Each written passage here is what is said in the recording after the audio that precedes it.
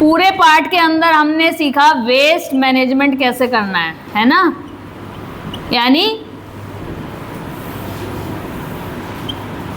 कचरा प्रबंधन, इसी के बारे में पूरा पार्ट था कि कचरा कहाँ से आता है, कचरा क्यों फैलता है इतना ज़्यादा, कचरे को कम कैसे करें, कचरे से हमारे को क्या क्या परेशानियाँ हो रही हैं, ये सब के बारे में बात हो रही थी। वेस्ट मैनेजमेंट में मैंने आपको बताया 3 R's की बात हम करते हैं, ठीक है। 3 R's कौन कौन से हैं? पहला आपका है रिड्यूस, दूसरा आपका है रीयूज और तीसरा आपका है रिसाइकल। इन 3 R को हमें याद रखना है। ये याद करने का सबसे सरल तरीका है 3 R's, 3 R। R से रिड्यूस, R से रीयूज, R से रिसाइकल। रिड्यूस करना मतलब कम करना, किसे? कचरे को। रिड्यूस के बाद है नेक्स्ट रीयूज। रीयूज का मतलब पुनः इस्तेमाल करना, ठीक है। और रिसाइकल करना मतलब पुनः चक्रण करके नई चीज बनाना, पुनः चक्रण हिंदी में इसे बोलते हैं। तो कोई भी आपसे कहे कि आप कैसे वेस्ट को मैनेज करोगे, वेस्ट को कम कैसे करोगे, हमारे यहाँ इतना कचरा इकट्ठा हो रहा है, हम उसे कैसे कम करें, तो उसको हम कैसे कहेंगे? वेस्ट मैनेजमेंट के 3 R's। सबसे पहले रिड्यूस करें कचरे को, दूसरा रीयूज करें, तीसरा रिसाइकल।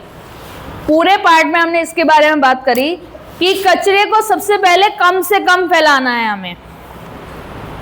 हम इतना ज़्यादा कचरा फैला रहे हैं, यदि हम अपने ऊपर रोक लगा लें और कचरे को कम करें तो हमारा सबसे पहला, सबसे मोस्ट इम्पॉर्टेंट स्टेप है हम पन्नियों का इस्तेमाल बंद कर दें, हम प्लास्टिक बोतल की जगह स्टील की बोतल इस्तेमाल करें, प्लास्टिक में खाना ना लें, जब भी बाहर जाते हैं हम कपड़े के थैले का इस्तेमाल करें,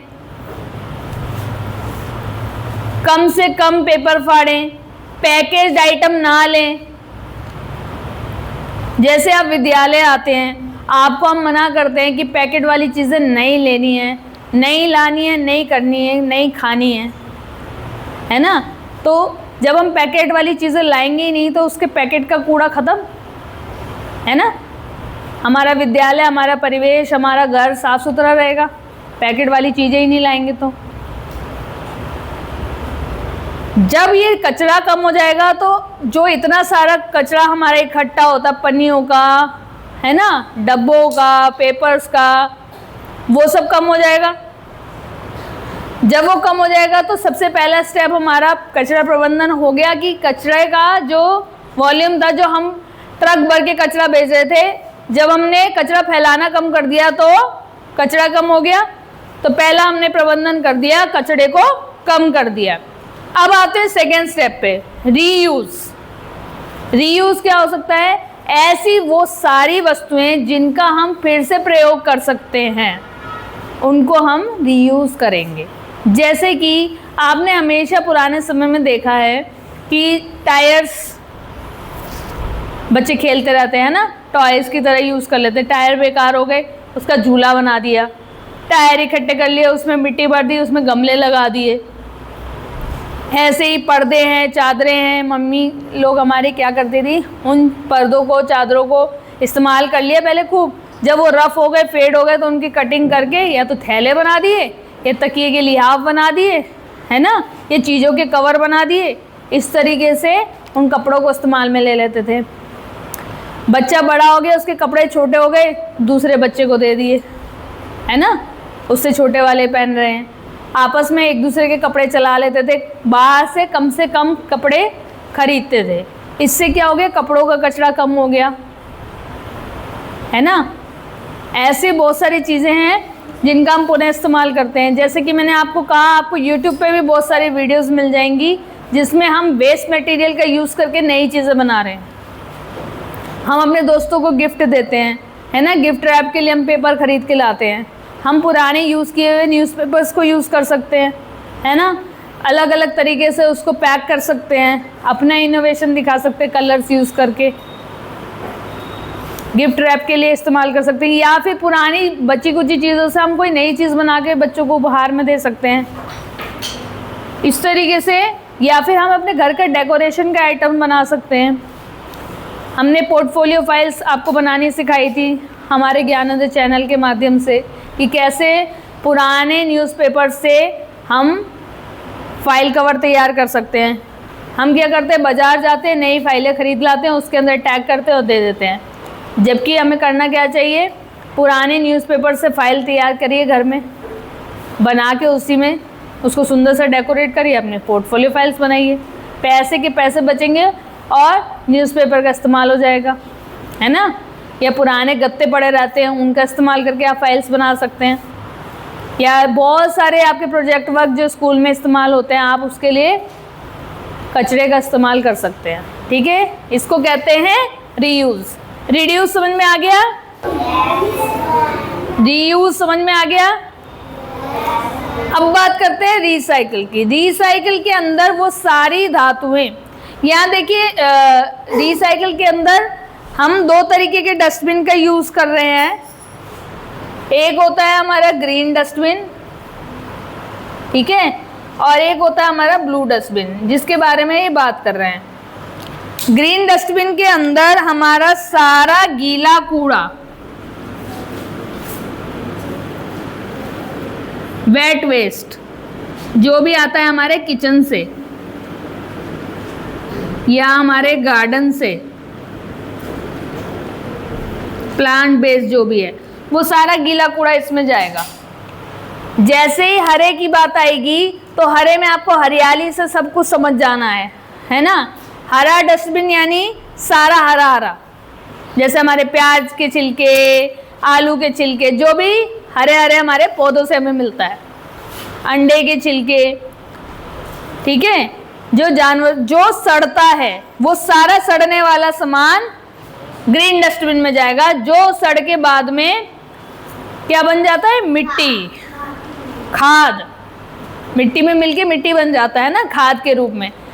जब ये सारा कूड़ा हम मिट्टी में दबा देते हैं तो ये बहुत सारे छोटे छोटे जीवों का खाना बन जाता है। कैसे हम ग्रीन डस्टबिन की चीज़ों को हम कैसे खाद में कन्वर्ट करते हैं, उसके लिए हमारा कॉम्पोस्ट वाला वीडियो हमने बनाया हुआ है, वो आप देख सकते हैं कैसे आप उसको रिसाइकिल करेंगे। उसको कहते हैं रिसाइकिल करना। हमने क्या किया, गीले कचरे को रिसाइकिल कर दिया, उसका पुनः चक्रण कर दिया, उससे हमने एक नई चीज़ बना दी, खाद। अब वो कूड़ा नहीं रहा, वो क्या बन गया, खाद बन गया, और हमारे पौधों को मिल गया, छोटे छोटे जीवों को खाना मिल गया, पौधों को खाद मिल गई, है ना, और हमारा वेस्ट मैनेज हो गया। दूसरी चीज़ है ब्लू डस्टबिन। ब्लू डस्टबिन के अंदर हमारा क्या आएगा, कांच, पेपर, धातु,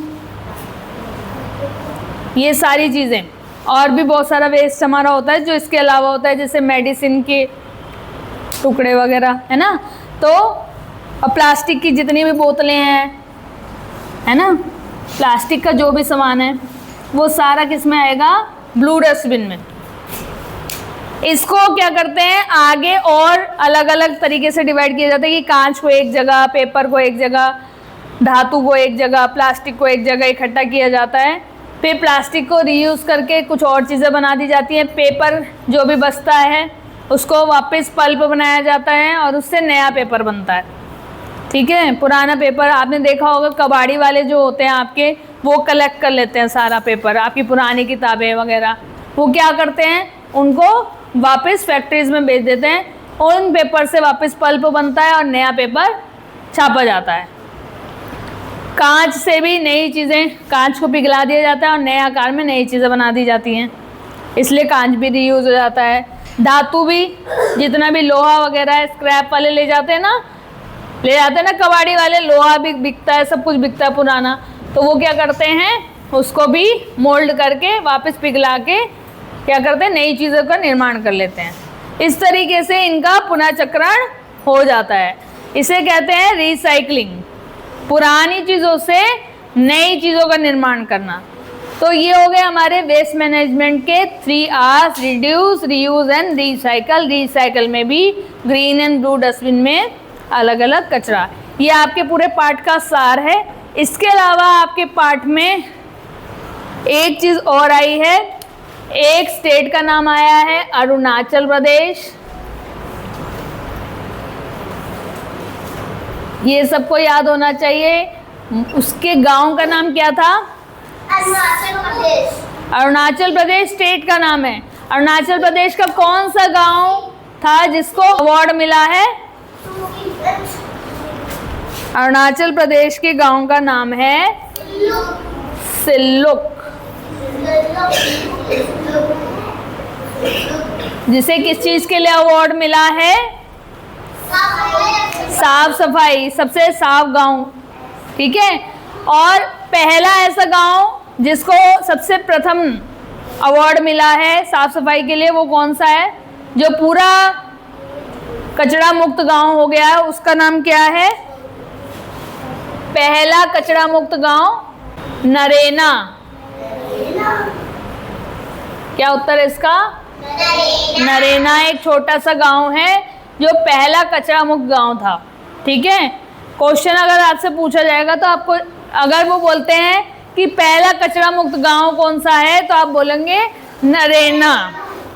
और अगर वो बोलेंगे ऐसा कौन सा कस्बा है या गांव है जिसे अवार्ड मिला है कचरा प्रबंधन के लिए, तो आप बोलेंगे सिल्लुक। और ये कहाँ है? अरुणाचल प्रदेश में।